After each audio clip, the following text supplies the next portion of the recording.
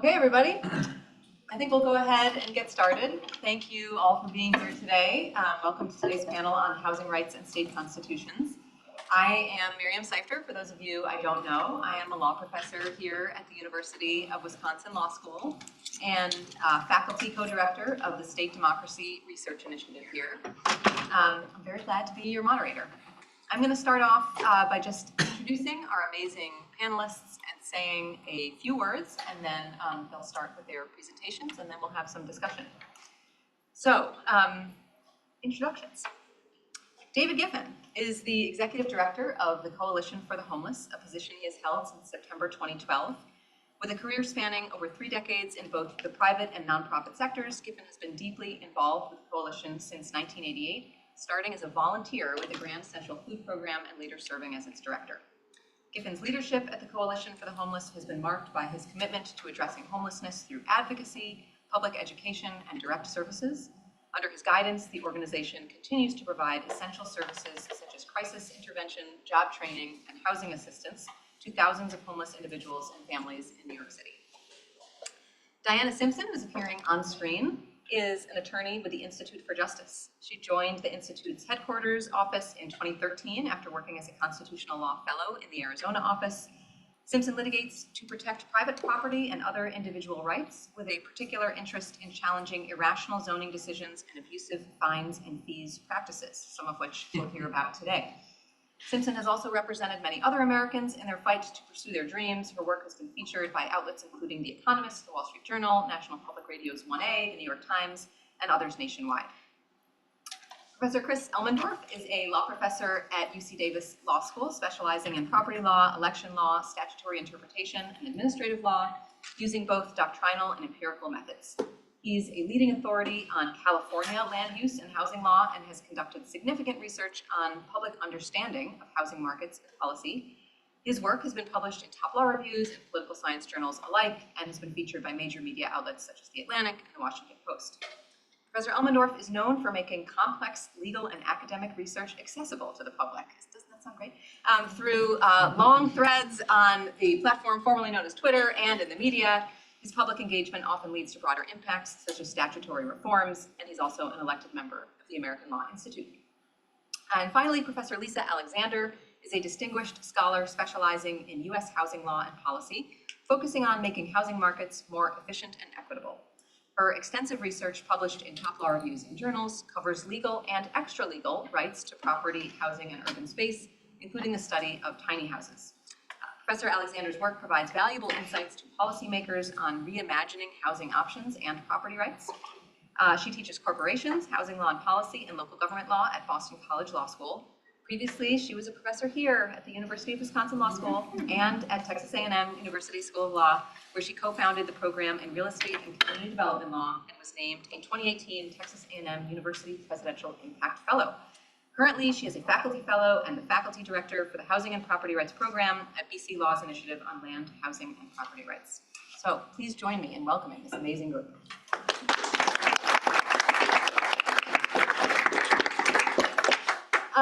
So just a few more words from me before we dive in. First, a bit of required housekeeping. This event was approved for 1.5 CLE credits by the Wisconsin Board of Bar Examiners. We will conclude at 4:15 p.m. If you are seeking CLE credit, there are CLE sign-in sheets right over there. Please make sure to sign that form before you leave today. And in addition, we plan to save time at the end of the panelists' remarks for questions from our audience. There should be index cards somewhere near you, so please feel free to use those, and we'll have folks coming around to bring them up, and I will get through as many as I can. And then we'll have a reception in the back of the room following this panel, so please stick around for a bit if you can, especially if you have more questions to ask. Second, I just wanted to share a few brief thoughts on the reason for and the nature of this panel. Housing is a pressing national challenge. Across the country, we see stories that there is not enough housing, or that housing is not affordable, or that affordable housing is not in a commutable location, or that the population of unhoused people exceeds the supply of available shelter space. And these are problems here in Dane County as well. Countless reports declare that the nation is in a housing crunch, or perhaps a full-blown housing crisis.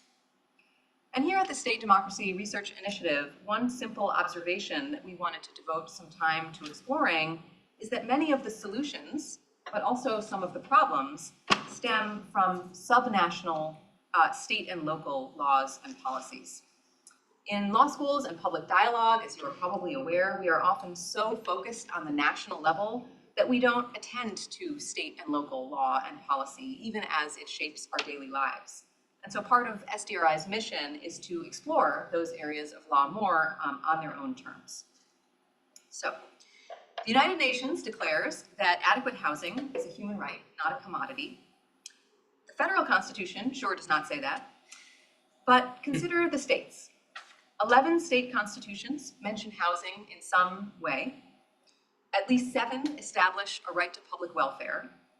Another 8 or so instruct the state legislature to provide forms of public assistance. And through either litigation or legislation, as we'll hear more about today, several jurisdictions have recognized a right to shelter. Moreover, as we'll hear from Diana Simpson, the sorts of general trans-substantive constitutional restrictions that apply everywhere, that prevent government from acting unreasonably, they sometimes have more bite at the state level. And if these features are not already in a state constitution or state law, it's not inconceivable that they could be within our lifetime, because state law and state constitutions tend to be easier to change and to have fewer veto points than federal law. At the same time as all that optimism, states and local governments might be the source of our problems, not just our solutions. States might enact laws that preempt local efforts to build more affordable housing. Local governments might engage in exclusionary practices, or state and local officials might enact laws that are well-intended, but that through procedural burdens or otherwise fail to solve or maybe even make worse the housing problems that they are addressing.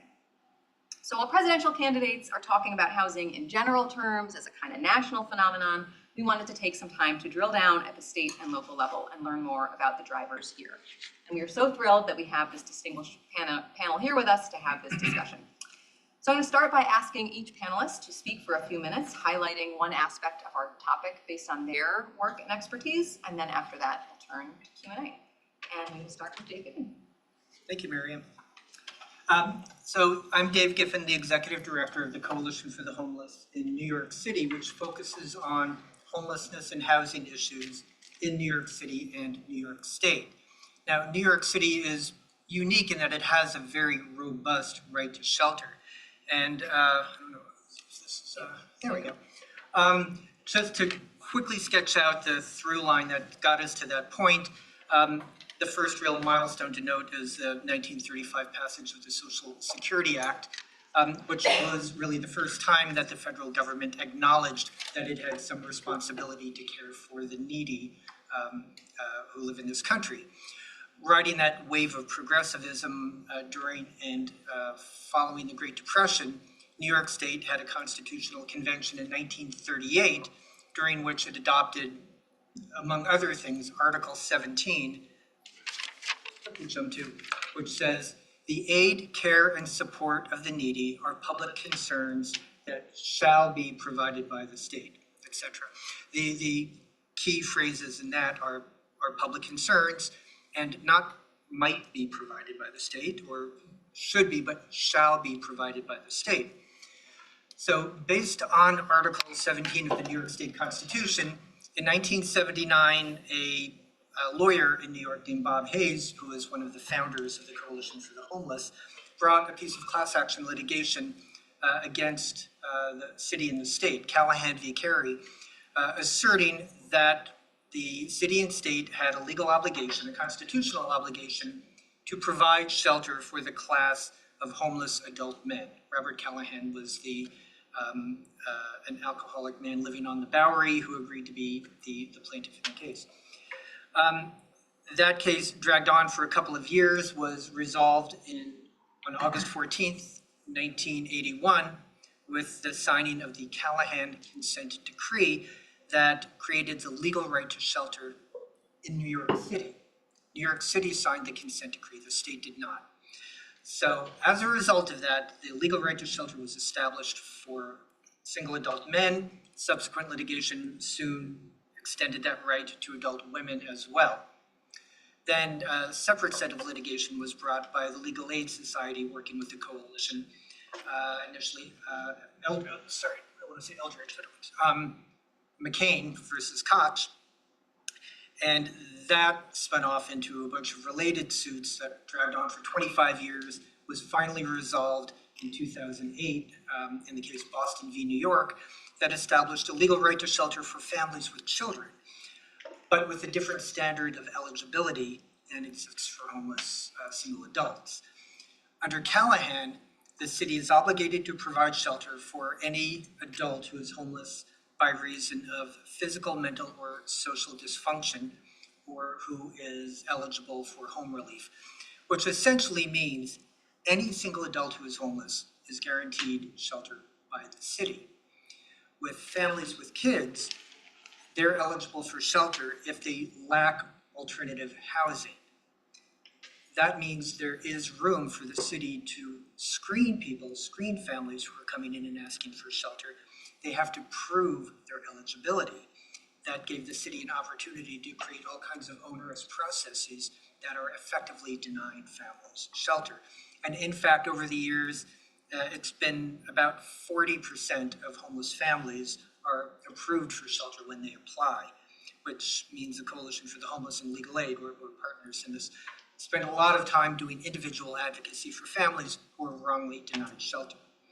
So if you take a step back, what do we have? We have this very broad constitutional right that I believe any reasonable person would take to mean that there is a governmental obligation to provide shelter for anybody who needs it, to ensure that people don't have to live out on the streets where it is a threat to their life and their well-being.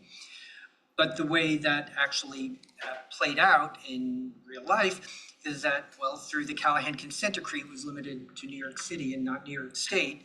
And then because the initial suit was single adults and then a separate suit was for families, we have different standards of eligibility. So you have this sort of narrowing of the effectiveness of that constitutional right in ways that have led us to have to fight this tooth and nail really every single day for the last 43 years. So what does it mean in practice? So in practice, now we have the legal right to shelter for families and legal right to shelter for single adults. A good thing, because the housing crisis in New York City is severe right now. Less than a 0.4% vacancy rate in units renting for less than $1,100 a month, but 43% of renters, if you calculate 30% of their monthly income, can really only afford to pay about a little over $400 a month. The average cost of a studio apartment is in excess of $3,000 a month. Severe housing shortage in New York City. So what do we have? Tonight, there are about 350,000 people in New York City without homes. That's an appalling and insane figure that really does not get the attention it deserves. People tend to focus on just the shelter census. That's a figure that we're very confident in because the city is legally obligated to provide a nightly census of the number of people it provides beds to. We have very accurate figures on the shelter census. Last night, it was more than 132,000 people in the shelter system. Now, about 68,000 of those are homeless longer-term New Yorkers. About 64,000 are the new arrivals, asylum seekers that have come to New York. Sort of different characteristics in that population. Still 132,000. Thousands of people bedding down unsheltered every night. The reason that they are unsheltered is because of the flaws within the right to shelter and how it's expressed, and because of the lack of supportive housing for that population. And then between 200 and 250,000 people living doubled and tripled up in the homes of others. That's a population that is not considered homeless by the federal definition of homelessness. They're home. Who are we kidding? They're homeless. They have no place to live. They just have a roof over their heads temporarily. So now here we are, all these years later, we have this more than 600 shelter facilities in New York City.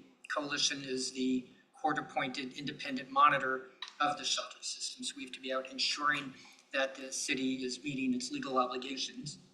There's never been a day when that's been true, by the way. What critics call the shelter industrial complex, there's all these nonprofits and for-profits that are contracted by the city to provide these shelters, and they range from sort of meh to like really outright terrible. So we have a lot of work to do to ensure that the conditions in those shelters and the services in those shelters are adequate.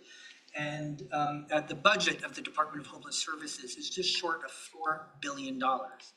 So that gets a lot of criticism because it's a lot of money, and people say we should be spending that money on housing, not on shelter. My response to that is, well, the way to not have to spend money on shelter is by creating the housing so that people don't need shelter. And this is the sort of dynamic of the housing advocates, the homeless advocates, the city council, the mayoral administration, the state. How do we get to a right to housing? So we're very happy that we have a right to shelter in New York City. It means we don't have those vast tent encampments that you see in Los Angeles and LA and Portland and Washington. I mean, name a big municipality, you will name a place that has huge tent encampments. New York doesn't have that. We're thankful for that. But we do have 132,000 people in shelters that should be in permanent housing. We do have 250,000 people doubled and tripled up that should be in permanent housing. We have 5 or 10,000 people living on the streets that should be in permanent housing. So we would love to find a legal right to housing. We've not yet been able to find the pathway to get there, but I know there's at least an hour left in this meeting, so I'm hoping we'll have it. Thank you so much, David.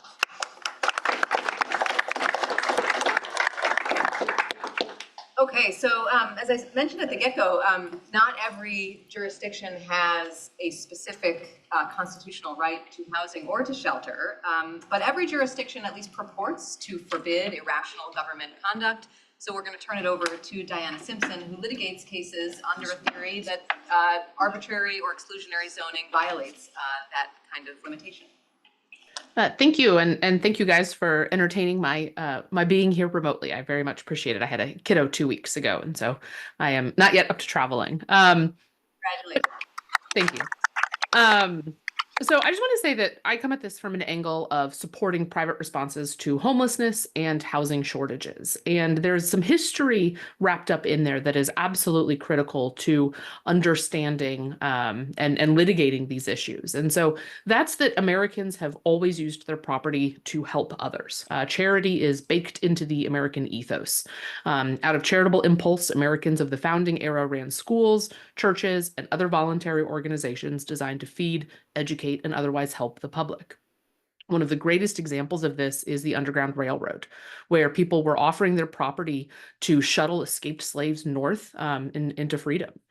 And so this history matters for two reasons. One is that it is important in understanding how central the right is to Americans. And two, it's taking on a prominent role in litigation as courts are turning to embrace this text, history, and tradition analysis to constitutional interpretation. Because after all, if you have this historical right to engage in charity and to use your property to help others, then you have this text, history, and tradition that you can all point to and perhaps win over some judges who may otherwise not be as sympathetic to kind of other arguments within this sphere. And so in state constitutions, there are a variety of sources you can invoke to litigate. And one of the central ones is due process. And so you can either argue that a law at issue fails substantive due process, or argue that a land use decision was made inappropriately and thus violates procedural due process. So for example, if you were unable to cross-examine witnesses at a permit hearing, that's a pretty traditional procedural due process violation. For substantive due process, this can be a hard road to hoe in litigating under the federal rational basis test. It's not impossible, but it's tough. Some states treat their state constitutions in lockstep with the feds, but many treat their constitutions as more robust than the federal government. And so the upshot is that if you have a rational basis review that genuinely considers the facts at issue, you have an incredible opportunity ahead. And so Wisconsin, for example, its substantive due process doctrine requires laws to have a reasonable and substantial connection to a legitimate objective. This requires that courts engage in a genuine examination of government rationales, and they are skeptical about post hoc hypotheses. So this makes it a much more aggressive test than the federal test. So that's substantive due process, procedural due process. You also have equal protection. And so the question here is whether the government is singling out a particular type of land use for disparate treatment. And so I'll talk about that in a little more detail in a few minutes. But again, some states treat their state constitutions better than the federal constitution and provide a genuine review of facts. And once again, Wisconsin's equal protection test is one of these. It requires that the legislative rationale be reasonable in its real world application. So those are kind of the two standard claims that a lot of folks will invoke. But you also have a right to safety. And this is one that we at the Institute for Justice are really excited about right now. Because 17 states have constitutional provisions that explicitly mention the right to safety. And these arise in the state's natural rights clauses, usually in the early sections of their state constitutions. So for example, Ohio, in its Article 1, Section 1 of its constitution, provides an inalienable right of seeking and obtaining safety. Wisconsin has a natural rights clause, but it has no mention of the right to safety. And so under these clauses, there's been a fair amount of litigation under them about whether they confer a positive right obligating the state to provide welfare, or whether they confer a negative natural right that prevents the government from intruding on your rights. And this latter right is what we've been pushing at IJ. So there's no direct federal analog to the right to safety, but sometimes that right can be seen as a corollary right to due process. And there's a series of federal cases that do this, including the 7th, 6th, 3rd, and 9th circuits. And that can be kind of cool when we talk about those. But I'd like to shift from those to talk a little bit about two cases that I've litigated on behalf of people who were seeking to use their own property to help others, but were stymied by their local governments. And so the first one is a case out of Akron, Ohio. And we represented a local man named Sage Lewis, who sought a variance to erect a handful of tents in the back lot of his commercial property in Akron. He owned this just regular commercial property that had a bunch of little offices inside of it and had a back lot that wasn't being used. And he had actually never met anyone who'd been homeless before he decided to run for mayor and needed to get his name on the ballot. And so he went out and started talking to people and ended up striking it up with a lot of folks who didn't have anywhere to go. And so it kind of evolved from there. And he said, well, why don't you come and pitch your tent behind my building, as a form of really, providing this emergency, life-threatening emergency to get out of that. And so he sought to use this property to give modest help that was perhaps rough and imperfect, but the point was to safeguard human life. And so the variance request that he sought was to let people come onto his property when there was this life-threatening emergency, if it was sub-zero cold, for example. And so it would allow people to warm up inside the building, it would give them ready access to food and plumbing, and it would protect from the deadly harms of the street. The fire department wouldn't let him allow people to sleep in the building, but he could use the building for kind of these auxiliary services. Unfortunately, the Akron Board of Zoning Appeals denied his variance. And so we appealed that decision and we invoked substantive due process and the right to seek and obtain safety. The substantive due process claim was that he has this right to not be subject to arbitrary and irrational zoning decisions. And kind of the thrust of the zoning appeals decision was that these tents were not harmonious and they didn't share a common look that the city really wanted. And to the extent that an arbitrary zoning decision is one that sacrifices safety to elevate this concern about what tents look like, that seems to be just really the nature of an arbitrary decision. Unfortunately, we lost. We lost the whole way up in that case. And so the Ohio Court of Appeals held that if the variance denial satisfied the statutory standard of review, then it satisfied constitutional scrutiny, that there was no difference at all between what the statute required and what the constitutions required. The Supreme Court of Ohio declined review and the Supreme Court of the United States denied cert. And so this was a disappointing end to that case. Sage is still working to help provide relief to those in need in Akron. And someday we'd like to be able to get him to be able to use his property in this way. But I'd like to shift and talk about a case in North Carolina that we litigated. And so we represented a nonprofit called the Catherine H. Barber Memorial Shelter, which for 30 years operated out of a single family home in a small town called North Wilkesboro, North Carolina. It was the only shelter in the county, and they found that they needed more space. A local dentist had generously donated his former office to the shelter, and this property was ideal. It met all of the objective requirements in the zoning code, and it was near the services that all of the shelter's clients needed. And so in this particular town, homeless shelters had to be in the highway business district. They had to be a certain distance away from homes and parks and schools, had to have access to sidewalks, excuse me, and get a conditional use permit.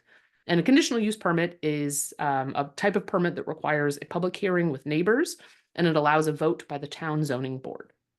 And so this particular property could be home to 128 uses that did not require a conditional use permit. So all of these other uses could exist by right, meaning that they didn't have to have this public hearing, neighbors didn't have a chance to say anything, and there was no vote by the town zoning board. If they met the objective requirements of the code, they were in. And so this included overnight uses like addiction rehab facilities and long-term care and group homes. And so the homeless shelters were really kind of singled out in this particular way. And so when the Catherine Barber shelter ended up having its conditional use permit hearing, it didn't go well. 4 neighbors expressed hostility based on stereotype, which the Board of Adjustment then parroted.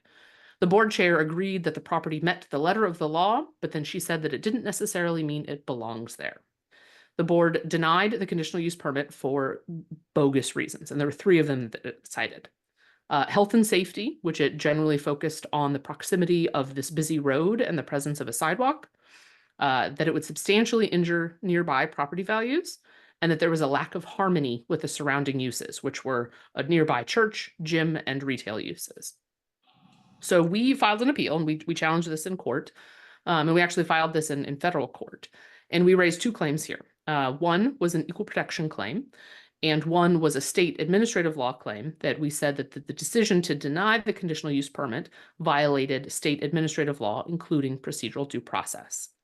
And so the case that we cited for equal protection is a 1985 case from the US Supreme Court called Cleburne.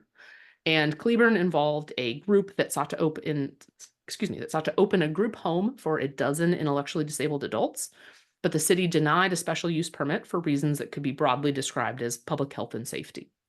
And the Supreme Court walked through each of the city's justifications and found them to be insufficient, particularly in light of the fact that these other uses that were similar and allowed overnight stays were allowed without this permit requirement.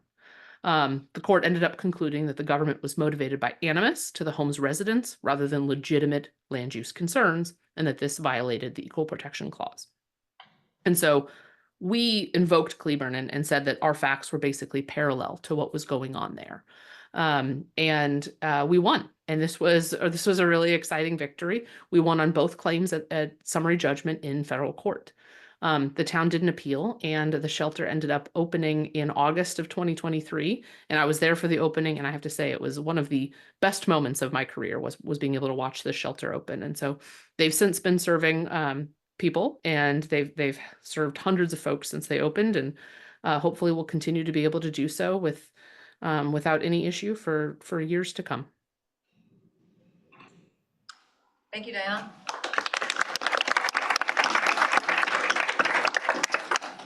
Okay, so to tell us some more about state judicial doctrine and state law and maybe some obstacles to actually building, Chris. Thanks so much for having us out here. It's really a pleasure to be here. So I'm going to try to keep my remarks brief, excuse me, so that we have more time for Q&A. But what I want to present to you is a contrast between what we might call the public law of housing on the one hand and economic or housing outcomes on the other. And I'm going to use California as a case study. If you look only at the public law of housing in California, you would say, my goodness, this is the land of opportunity, right? This is the state that has done everything right, both as a matter of state constitutional law and as a matter of public statutory law. So in 1976, the California Supreme Court decides Associated Home Builders versus City of Livermore, which was a case in which a building industry trade association challenged a locally adopted growth control ordinance that limited the number of houses that could be permitted in a city over a given period of time in one of the San Francisco Bay Area suburbs.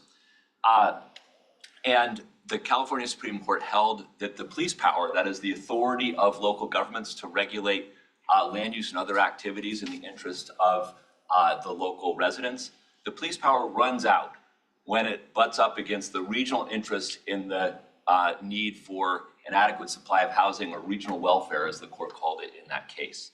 While on the record, which was basically devoid of almost any evidence, the record before the court, the California Supreme Court said we can't vindicate this regional welfare challenge here.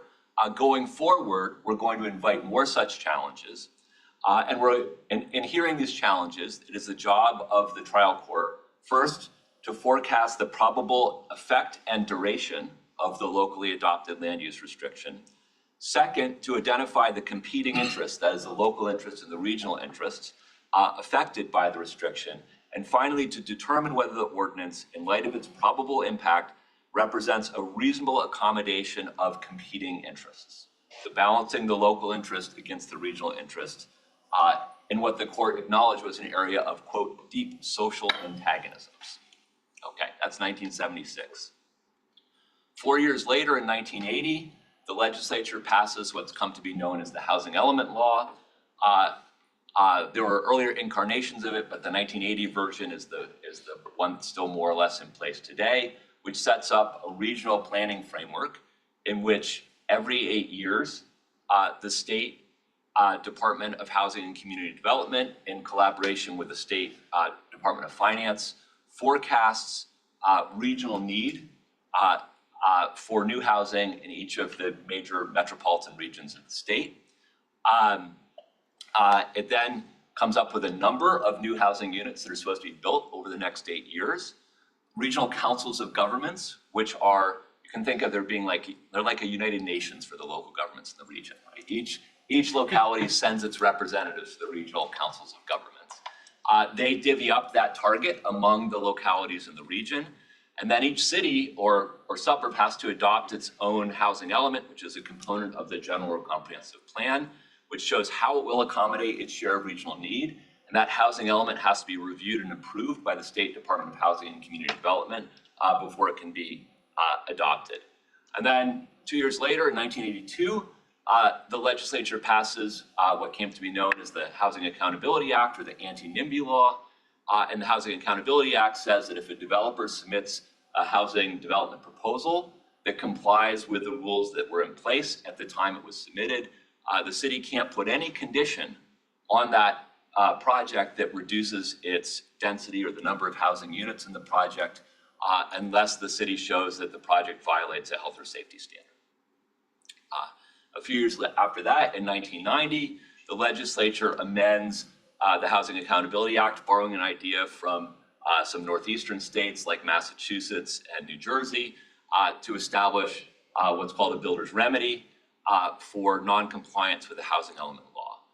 And under this builder's remedy law, if the city doesn't have a compliant housing plan for how it's going to accommodate its share of regionally needed housing, the city cannot use its zoning code or its general plan to deny or to render infeasible any housing development project in which 20% of the units would be set aside for lower income households. So your zoning, your general plan, it's completely out the door if you don't have a state approved housing plan. Okay, all sounds great, all looks great, but measured by outcomes, whether we're looking at housing prices, whether we're looking at rents, whether we're looking at homelessness rates, California is a disaster. It's got the worst housing situation probably of any state in the country. Now, in fairness, you could say the problems really emerged, and California, in terms of housing prices, started deviating substantially from the rest of the country between 1970 and 1980, so before the spate of reforms was adopted. But California's situation relative to other states certainly hasn't gotten any better since 1980. So if California's public law of housing is so good, but its outcomes are so bad, what explains the bad outcomes? I can't be sure, but I would point to 3 factors. One of which is bad economics, both at the level of ideology and at the level of staffing of state government. And in particular, there has been no attention in the development of this housing framework to the effect of new market rate housing on the availability and affordability of existing relatively affordable homes in the same metro region. And I can explain more about those connections and how they're overlooked in the Q&A if you're interested. So, and institutionally, there's not a single staff economist on the state housing agency staff. There's nothing like a Council of Economic Advisors like you have at the federal level and state government. There's nothing like the Office of Information and Regulatory Affairs at the federal level, which reviews state level or major regulations for costs and benefits. At the state level, we've got nothing like that, even though we have like the 6th or 7th biggest economy in the world. So bad economics is one factor. Bad fiscal constitution is another. So in the 1970s, in part in response to rising property values and cities' failure to readjust tax rates as property values were going up, the voters of the state passed a major tax limitation, which cut property tax revenue by 40% overnight, and drastically limited local government's ability to increase property taxes going forward. Also locked in place the assessed value of property at the time of purchase. So properties that are right next door to each other can have 10 times different valuations or bigger, depending on when they were last transacted. And there's at least some evidence that states that rely more heavily, or local governments that rely more heavily on property taxes, approve more housing than local governments that have, in states where there's great restrictions on property taxation.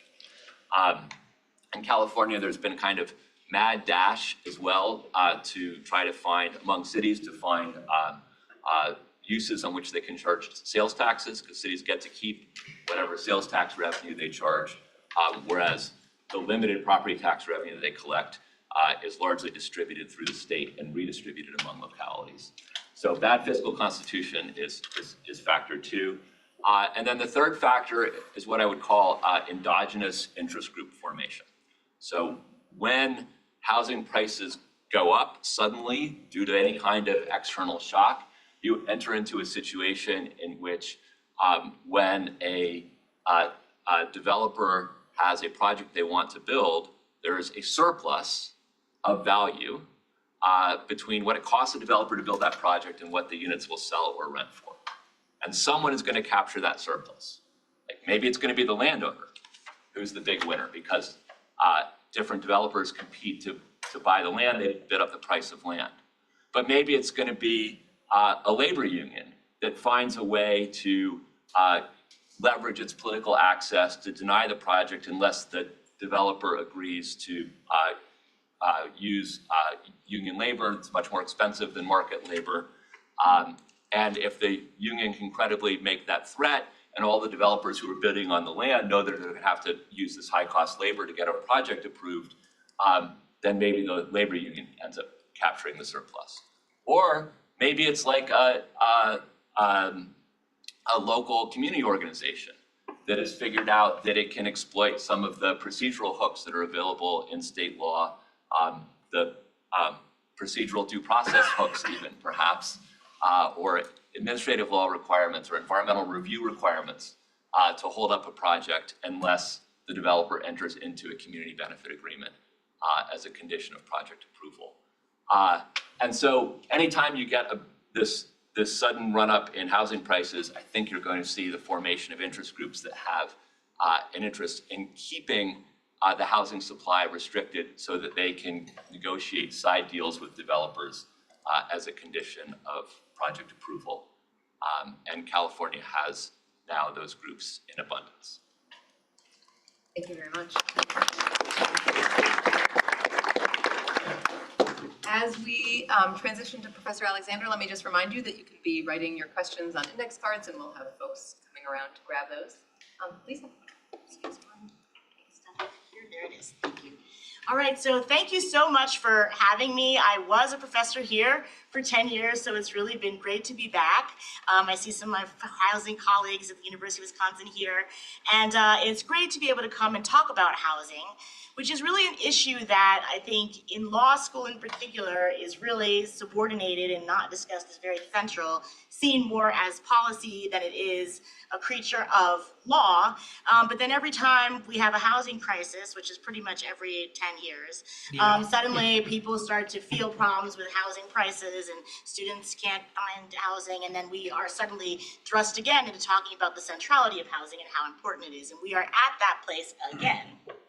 What I wanted to say was that there was all explanations of who I am earlier that Miriam provided, which I appreciate. This slide sort of reflects it. But the point of this slide is really to illustrate that I've actually lived in quite a number of different regions. I grew up on the East Coast. I grew up in affordable housing in New York City, publicly subsidized.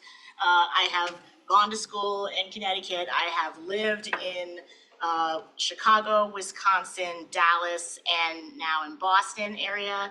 And so I've sort of seen how housing manifests itself quite differently in each region that we are in. And I want to make that point on this panel is that I think housing problems manifest themselves really different in different regions, and the solutions might need to be tailored to those regions.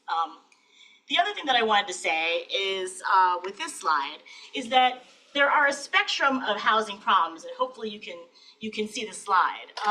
But what we on this panel have been talking about, right, is that, as Miriam started off our panel saying, that in the United States, we do not have a right to housing. There's an international human right to housing, and we have not ratified that human right, that international document. So there is no right to housing. What does that mean? It means that the state, the federal government, or the states, or the localities have no obligation to make sure that you get a house, have a house, or if you're displaced from your housing, that they need to do something about it, right? There's no state obligation for that. The other thing that we're talking about here is that private markets, left to their own devices, have never, in the entire history of the United States being a country, adequately allocated housing opportunities to all people at all income levels of all races at any time. The housing markets do not provide adequate housing. They simply don't. And so therefore, we're here talking about different ways that states and localities might be able to create rights or create housing or zone in a way that makes it more likely that housing gets produced. But the fact is that markets standing alone don't do it. Therefore, we are talking about different solutions that our different localities and states and jurisdictions have been coming up with to deal with housing problems along this spectrum. From homelessness problems, as David talked about, from emergency shelters, he's also talking about, and I will talk about, to affordable rental and affordable home ownership. The questions of zoning that have been discussed here are about how do we zone in a way that either respects market rate housing and market rate private housing and doesn't interfere with it, or zoning in a way that creates more affordable home ownership, affordable rentals, affordable housing. So all of the things that we've been talking about are how do we deal with the fact that we don't have a right to housing and that housing production has been a huge problem in this country from its inception, right? How do we deal with that? What are the different solutions? And so one of the things that we've been talking about is rights and the ways in which housing rights can accomplish this. What is true in where I live currently, which is Massachusetts, is we have housing challenges on every aspect of this spectrum. We have a severe homelessness crisis. We have a severe emergency shelter crisis. We have an affordable rental crisis. Massachusetts is the third most expensive rental state in the country, below, I think, California and New York. We have real problems with market rate rentals. Our rent is extremely high, and we have had a profound history in Massachusetts of exclusionary zoning, the kind of zoning that says you should be able to do whatever you want with your private property, so therefore government shouldn't be able to interfere, right? And then other jurisdictions, local jurisdictions say we should only have one type of housing, privileging single-family homes. That kind of zoning, right, has led to the fact that we in Massachusetts have a really lacking supply of market rate homes, right? So, and the inception of that exclusionary tendency, I think it's important to say, really has its origins in race, which is a central factor of why housing production has been inadequate in this country. The impetus to have exclusionary zoning in Massachusetts started from wanting to separate people by races and by incomes. The problem that we now have in Massachusetts, and it's a problem that many other jurisdictions in the United States are facing, is that that exclusionary tendency that started off maybe being a racial problem is now a problem for pretty much everyone in the state. Because what it has done is it has seriously restricted the supply of housing that exists in the state, right? We have zoned in various localities within the state of Massachusetts in a way that we have single-family homes on large lots. That's our predominant housing structure that we have. And as a result, that has excluded lots of people from joining municipalities, and we simply do not have enough supply anywhere in the state. And this is not a state problem, as Miriam started out. This is becoming a national problem, right? If you look at Harvard's production of the state of the nation's housing, basically, I think it's something like nearly 1 in 4 homeowners are stretched, unable to pay, and worrying about how they can keep their homes. Rents have been rising faster than incomes. Half of all renter households, that 22.4 million people, are totally cost burdened, and the rent is way too high for them. And why is this? Because the supply of housing throughout the country, and particularly in Massachusetts, is totally inadequate for the demand. Part of why that's true is because of zoning that has been single-family zoning and other initiatives that have not created the range of different housing types that we need within the state and that we need throughout the country, right? And that's now affecting everyone, including students like yourselves, affecting places, even in places like Madison, Wisconsin, right? So the question is, what do we do about this, right? And there have been a number of suggestions on the panel.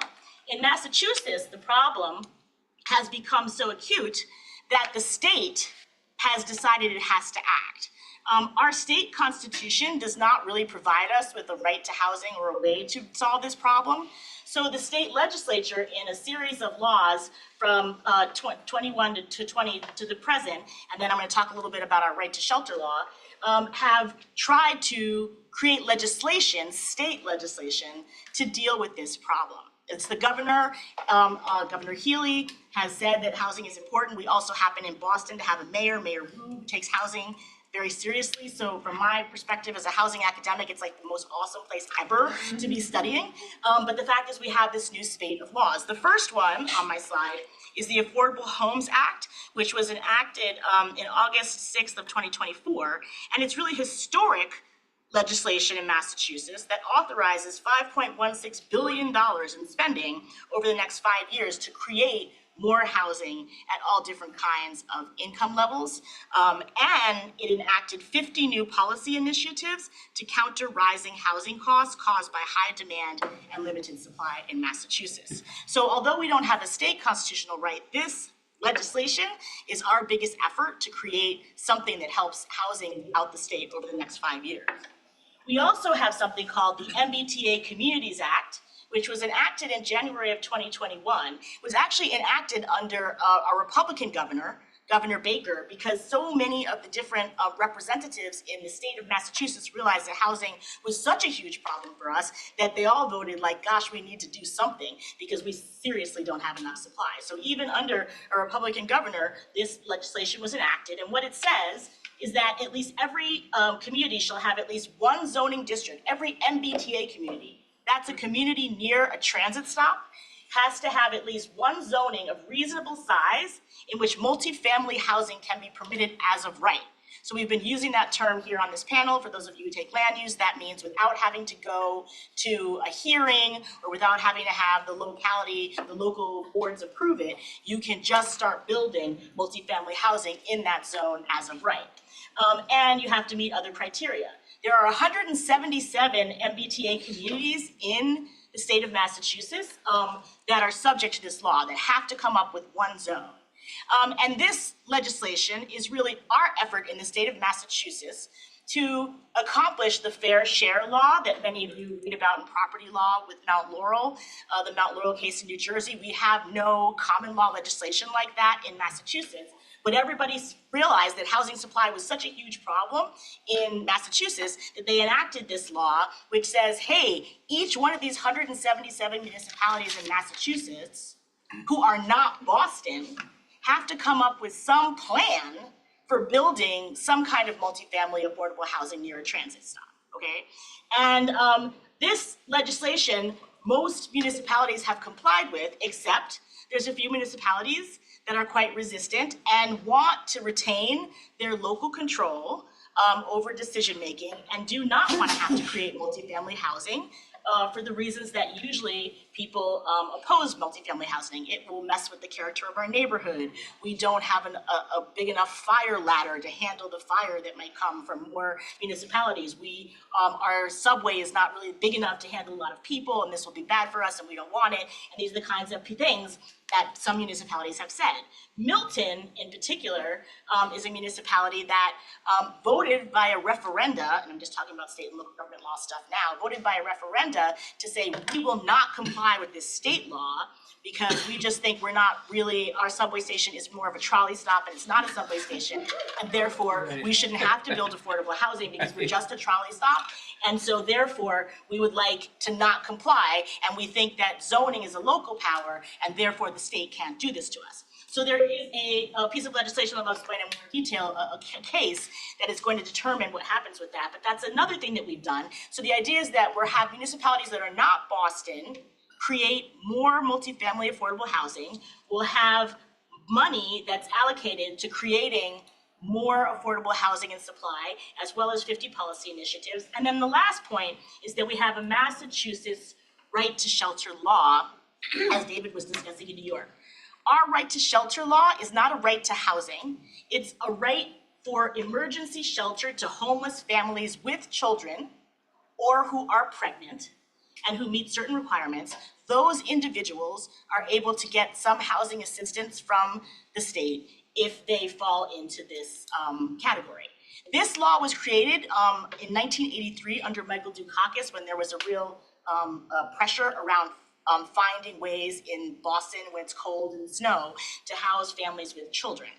However, in light of the housing problems that we're having in Massachusetts, this law has become difficult to implement because we also have something in Massachusetts that New York has as well, a migrant crisis where Texas and Florida have been sending large numbers of, and I'm not kidding, I'm being quite serious. Texas and Massachusetts have intentionally been sending large numbers of migrants from their locations to Massachusetts to receive services.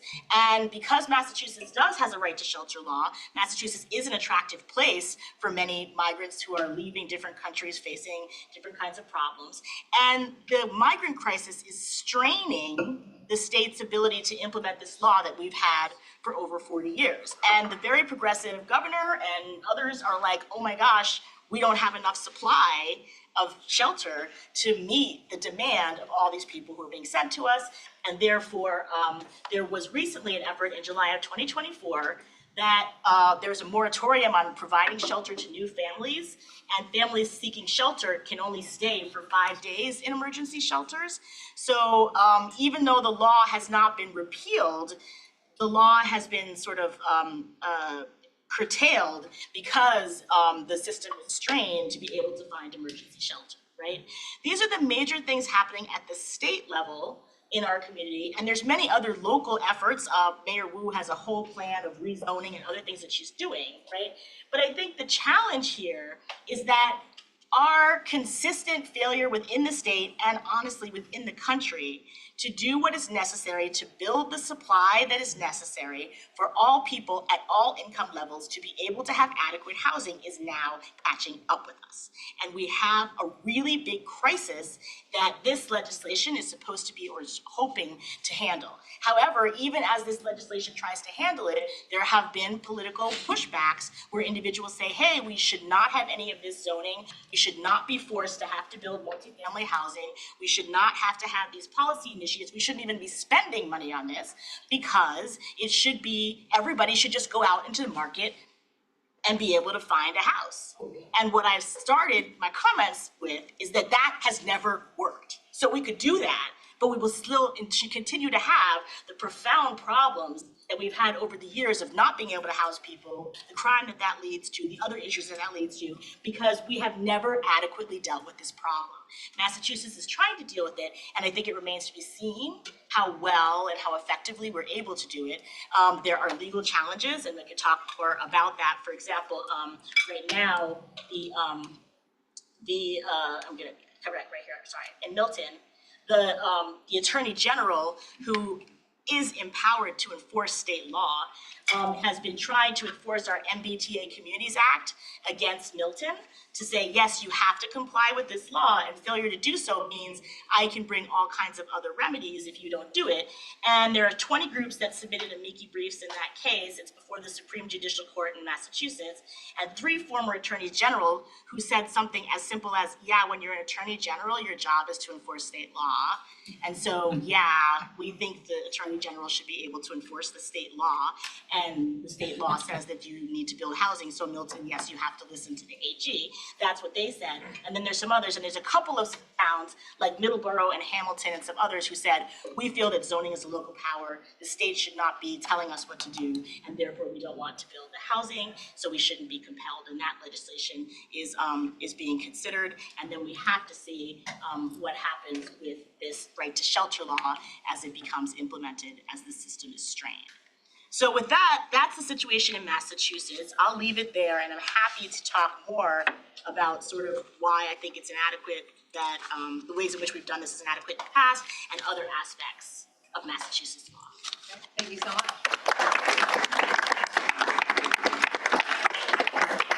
So, those were terrific and thought-provoking presentations, and we've got some great questions. And I'm going to try to bundle several of them together that are all about different sorts of legal and policy solutions, and combine them with one of my own questions. So, my question is about, first let me cover some of the proposals that people have asked about. And these are all, I think, ways of asking, would this solve the problem, or is this part of the problem? So one is it possible for regulations to mandate that developers produce an adequate supply of housing and make it affordable for people? Is that the solution? What about an initiative like the one in Boulder, Colorado, a permanently affordable homes program where the city aims to own some percentage of the homes within the city and keep them affordable? What about rent control? Is that useful, or is that counterproductive? And an additional question on that note, are all these measures that mandate affordability as good as they seem, or do they actually deter developers and make the market too unfriendly for developers to pursue projects? So I'm gonna put those all together with my overarching question, which is, as I mentioned to you before, because it's an odd question, so I did mention that I was gonna ask this question. Let's suppose that you have 2 magic wands. One of them can truly do anything housing related that you want, any social, economic, or legal reform that you can imagine that you think would solve the crisis that we're in. But a second magic wand only works for reforms that are feasible and could be implemented in the next year or 2. So is it one of these that I've read from the questions? Is it something else? What would you do with these, the superpower and the not so superpower? And I think maybe if everyone could answer that, that would be great. Well, aspirationally, I think we all agree, most people in this room, that a legal right to housing would be the ultimate goal, right? The local, state, and federal governments are not going to do anything that they don't have to do. The ways you can compel them to do anything either is through the electoral process of making legislators so fearful that they're going to get voted out of office that they agree to sponsor a piece of legislation or allocate a certain amount of money. And we had some success with that on a smaller level in New York when we got the city council to pass Local Law 19 that mandates that any developer that builds a housing project of 40 units or more, if they get any city funding, any tax relief from the city whatsoever, 15% of those units have to be allocated toward homeless households. So that was a pretty big win. There's no sunset clause on that. It's in perpetuity, and we are seeing more units come online. So, we've had these little incremental victories that show, you can do this. I also want to take a step back to that's related to what Mir just asked, and remind everybody that the federal government did determine that it was unpalatable for this nation to have homeless vets. And so initiated a multi-year campaign to end homelessness among vets. And it worked, right? Homelessness among vets is at functional zero. You know, there are always some people who are homeless, but there are doorways now for them to get into permanent housing. So if there are ways of compelling the federal government and local government, state governments to do this, they can do it. It's a matter of allocation of resources. Now, the reason it was done for vets is because they're sympathetic. Why a vet is deserving of housing and not a mother with kids or even somebody with mental health issues and substance use issues is incomprehensible to me, but that's the politics of it, right? So how do we get there? If there were a legal right to housing, then there would be an impetus there for solutions for allocating the resources. So that would be my first. The second magic wand of what could we do immediately? Again, on the federal level, making Section 8 an entitlement would go a really long way. It doesn't address the supply issues that Lisa was just talking about, but it would really go a long way to ensuring that people all over the United States would have access to housing vouchers to allow them to rent market rate housing. On the local level, which is really where most of my focus is, it would be to get the city government to allocate $3 billion a year for 5 years to build 12,000 new units of affordable housing targeted, this is the key issue, targeted specifically for homeless and EL and extremely low income households. Trickle-down housing policies do not work, have never worked. If you build housing for everybody who needs it, you will relieve the overall need for housing in New York City, Boston, other places. A big issue, homelessness is not going to go away. More people will still become homeless. You have to target housing where it's needed first. So this is something that is actually achievable. We're actually about to launch a big campaign on this to try to get the city to allocate the funds needed to, and I would say to allocate, to invest the funds needed to create permanent housing specifically for those who need it most. Diana, do you want to go next? Yeah, I'd love to. So I'll say that I'm an optimist, and I have two proposals, and I think both of them are totally feasible, so long as rational people are in office. And so perhaps that caveat is trying a bit too hard there. But one of them is that I think we need to reverse the assumption that the absence of a use in a zoning code means that it is prohibited. And so that sounds a little bit kind of esoteric, but it ends up being really impactful in a lot of municipalities across the country. And so what that means is that a lot of places say, well, this particular use isn't in our zoning code, we haven't envisioned it, therefore it is not allowed. And that ends up impacting a lot of folks. And so homeless shelters are often caught up in that. Or then the municipalities will try to use a similar type of use to rope it in and require all kinds of barriers to establishing this particular use. And so to me, an assumption that would be that any use that isn't expressly prohibited by a zoning code is allowed, and then heavily limit the ability of municipalities to prohibit these uses. And so this is something that can be done at the state level, at the federal level, probably. Each state has a zoning enabling act that identifies and sets forth the ways that municipalities can operate their zoning codes and can regulate in this area. And that's something that they could certainly do at the state level and be quite impactful. Similarly, and my other proposal would be to streamline zoning to allow for primarily by right uses. And so Lisa had defined that, and I think she defined it quite well. But basically, limiting these particularly difficult types of permitting requirements. So those that require conditional use permits or special use permits, those kinds of permits, limiting those to just potentially noxious uses like industrial uses, so a concrete plant or something like that. And so then that way, when you have things that are primarily by right, you allow for homeless shelters, you allow for multifamily housing, you allow for a lot of different types of housing to then exist and perhaps exist peacefully next to each other in a way that doesn't allow neighbors to get involved and kind of put the kibosh on other people's uses and other people's ability to use their lands. This is a problem that exists across the country in kind of too often. And so limiting the ability of people to come in and say, you can't use your land because it's going to impact me, would really go a long way, I think. Thank you.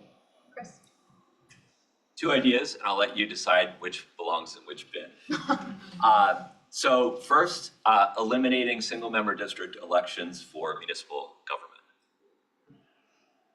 We have very little evidence, actually, on what land use reforms, or for that matter, what political reforms would generate more housing development that is of what I would call high-quality social scientific evidence. So high-quality social scientific evidence requires some source of variation in the legal regime that you can be confident is not correlated with the outcome that you care about. And the problem with most studies of land use reforms is that they're adopted to achieve or to affect the goal that you're trying to study, right? Cities change their zoning because they either want to increase or decrease housing production. So asking how does zoning law changes affect housing production, that's a really hard question to answer because there's all kinds of other things that may be changing at the same time that you don't observe, like how conditional use permit hearings are playing out because the goals of the decision makers have changed. But we have learned through the accident of litigation under both state and federal voting rights acts that when cities move from at-large elections to single-member district elections, housing production, in particular, multifamily housing production plummets. And this is related to, I think, the fact that single-member district municipal governments tend to organize politically, the city councils tend to organize politically along a convention that's called member veto or aldermanic veto, where everybody gets to control development within their districts. And that has the effect of increasing the political power of neighborhood interest at the expense of citywide interest. Now, the one thing that we don't have good evidence on is how moving from a single-member district electoral system to a multi-member at-large system in which you are reasonably representing different ideological and racial and other communities reasonably well, how that would work in terms of land use outcomes, because experiments there's good theoretical understanding of how you can structure at-large elections and still achieve minority representation, but there's not that many examples of it, let alone examples that are adopted in like the social scientific-y exogenous variation way. But both from theory and what evidence we have associated with conversion of traditional at-large election to single-member district elections, that's probably the single most demonstrably effective reform that could be adopted. The other idea that I want to put on the table is conditioning access to federal low-income housing tax credit subsidies, LIHTC subsidies, which are the major source of federal expenditures on affordable housing, conditioning municipalities' access to those subsidies. Technically, it's not the municipality that gets the subsidy, it's the developer that gets the subsidy, but making those subsidies available only in places that have made multifamily housing permitting ministerial, as was addressed earlier, that have eliminated impact fees on multifamily housing, and that have eliminated affordable housing mandates on multifamily housing, jurisdiction-wide. So using these federal tax expenditures, which are huge, like we're spending roughly $30 billion a year on the mortgage interest deduction for single-family homeowners, which everybody knows about and is outlandish. We're spending $15 billion, $14 billion a year on LIHTC subsidies for affordable housing. That's like a massive, massive tax expenditure, and the federal government should be leveraging that to try to induce cities to change their zoning rules for multifamily housing across the board. Lisa? Yeah, so I'm just trying to get to my spectrum stuff here, because in answering your question. Okay. So, yeah, just one thing on your, Chris made a good suggestion about the low-income housing tax credit, but I think to do that would actually mean you'd have to almost reconstitute the low-income housing tax credit, because by definition, you're supposed to be developing in these sort of low-income hard areas, which may not be consistent with this, on the three things that you listed, so you'd have to really change that around, but I think it's a good idea, I like it. So I struggled with this because I really don't think that there is one panacea. So when you gave me 2 wands, I got this direction. I need 4 wands. I need 5 wands. Like, I can't do this because I don't think there's any one idea that is a panacea that will then start leading to the kind of housing production that we need. I think we need a range of legal and policy ideas across this spectrum in order to really address the problem. There have been a lot of efforts lately to have zoning reform in places like California and like Massachusetts. I think that that is critical and important, and I think it's necessary, but I also think it's not sufficient to get the kind of housing production that produces adequate and equitable housing in each place. Because even if we remove certain barriers to creating more multifamily housing, there's still local socio-political questions of like, what gets built where, who gets to do what, who's gonna benefit from that zoning production, et cetera, that just removing zoning restrictions alone doesn't fully address, right? So I like that idea, but it's not sufficient. I actually really like a lot of what we've done in Massachusetts, both at the local level and the state level. I think the issue is, if we could get all those things done, I think we could make huge progress in this. I do think that I was happy to hear a little bit in the debates around the federal election that housing is being elevated to a federal issue and a federal concern, right? And it needs to be, because there has to be some federal action as well as state and local action. Even in places, if we encourage states to be more active, that's gonna help places like California, where the state elected officials know that housing is a problem and want to improve it, and where there's movement at the state level, but that's not gonna help in Texas, right? Because where housing problems are being resolved in a meaningful way in Texas at the local level, the state actually wants to do the opposite. They want to preempt the ability of localities to be able to do anything. So giving state power in that region isn't gonna help produce more housing. It's just gonna have the opposite effect. So I think that there needs to be some federal movement as well. So if I had like a bullet, I'd be like, the things we're doing in Massachusetts and some federal action. Great. Okay, we're running short on time, but I'm gonna ask at least one more question, possibly 2 questions, and I'll again try to sort of combine some of them together. So I think some of these questions are sort of along the lines of who should control these decisions, which is something that Lisa mentioned in her discussion, and also who should pay for them, which is something that several people mentioned. So, you know, multiple levels of government where housing is a problem, right? We have the possibility of local government, both sort of regulation and funding. We have states, we have the possibility of something at a regional level, and of course we have the federal government. You know, what are your views, and maybe we can get sort of quick answers on this, of like, you know, who should be footing the bill, who should be controlling these decisions? How do you control for local governments that want to be outliers? And how do you pay for problems that ultimately have national repercussions, but also huge price tags if you're, you know, a small local government?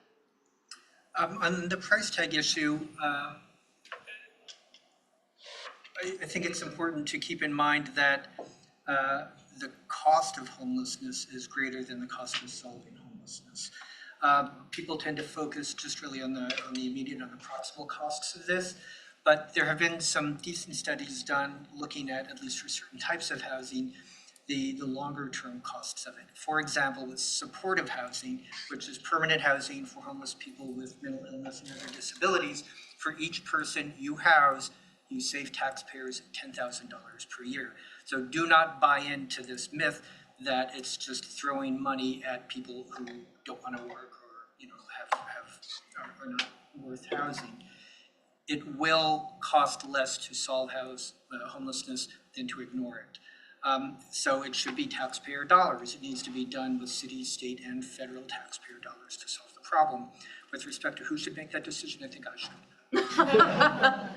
Other people want to weigh in? I'd like to chime in about the Supreme Court's decision last term in Grants Pass. And so it came out and it basically said that municipalities are allowed to arrest people for sleeping in public if they have nowhere else to go, that it doesn't violate the Eighth Amendment's cruel and unusual punishments clause to do that. And so in this decision, the court also said in several different places that, charity plays an important role in the history of this country and that there are these private responses. And I don't want to suggest that private responses are the only responses possible or necessary. And it certainly is not the case that private responses are going to just handle the problem and we can all pack up and go home. That's obviously not the case. But to the extent that private responses can help in this process, local governments need to get out of the way. And so I have a Google alert set up for homeless and zoning. And I will say several times a week, I get a Google alert that comes to me that says that it tells another story about another homeless shelter that wants to open and that can't because a local government is pushing it out and saying, well, not this town, maybe the next one over. And if we all do that, there aren't going to be shelters anywhere, and that there is a finite amount of resources, both from the public perspective as well as private. And so governments do need to get out of the way. And as Dave said, I think I also would like to be in charge of these decisions. I think perhaps many of us could help make better decisions than are being made at the moment. But there are certainly a number of different options that ought to be on the table, and government needs to get out of the way of prohibiting them. Yeah, so a different take on that. So I'm sort of for cooperative localism in this situation where, I think the federal government needs to provide a lot more of the funds and the capital and money for this because localities are cash strapped and even states are. And so I think broad, not mandates from the federal government, but sort of money and some guidelines and some broad goals. And then localities, I think, where you're talking about federalism all the way down, are the places where the innovation about what kinds of solutions actually work with that money should be developed. I think localities are good sources for that. And I also think that localities have to work in public-private partnerships with the private sector, right? So I don't think the goal is for localities to totally get out of the way. I think it's for them to work in public-private partnerships to develop solutions that will solve problems using federal money that was devolved for the federal government around broad guidelines. That's what I think. And yeah, I'd love to be involved with decision making. I don't want to be the sole decision maker. That seems really stressful. I have enough stress in my life, but yes, it'd be good to be part of being able to make some of these decisions. Great. Chris, final word? Yeah, I'll just say people are mobile. They're not as mobile as economists used to think they are, but they are mobile. And because of that, it's unreasonable to expect cities and even to some extent states to shoulder the burden entirely of paying for homeless shelters or paying for subsidized housing for low-income people. So I think the federal government has to be the primary fiscal burden carrier here. And then in terms of how things are played out beyond that, I'm kind of agnostic. Okay, there are questions I didn't get to, but our wonderful panelists have agreed to stick around for the reception. So if I didn't ask your question, perhaps you can ask it directly. But thank you all for coming, and thank you to our panel.